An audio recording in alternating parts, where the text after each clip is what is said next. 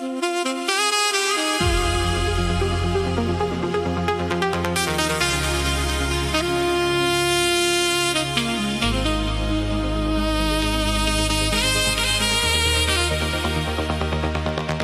văzut sub ploaie pe peronul gol.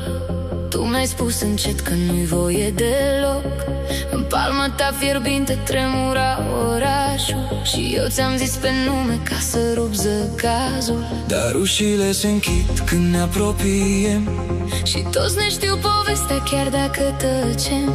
Cu fiecare pas ne arde mai tare. Spune-mi că rămâi chiar dacă doare. Dragoste interzisă, interzisă, ne arde și ne ține, ne ține. Dragoste interzisă, interzisă, sub luna rece ne pierde și ne vine. Ia-mă mai aproape până nu se rupe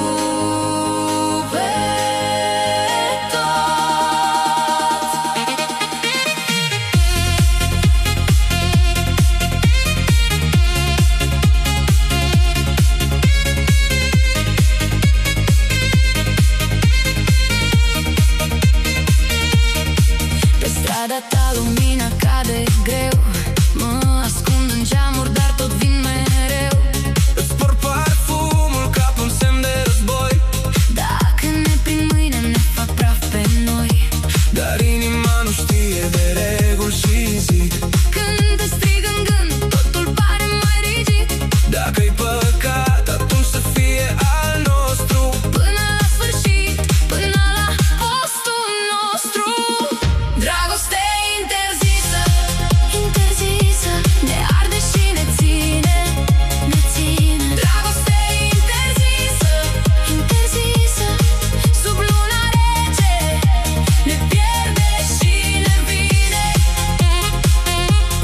Ia-mă mai aproape până nu se rupe tot.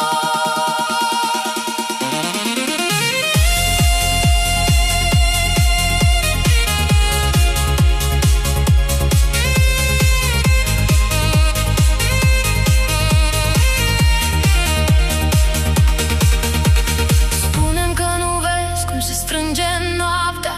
Eu aud doar sângele cum își cere partea. Dacă lumea urlă, lasă să vorbească. În brațele tale Frica se topește.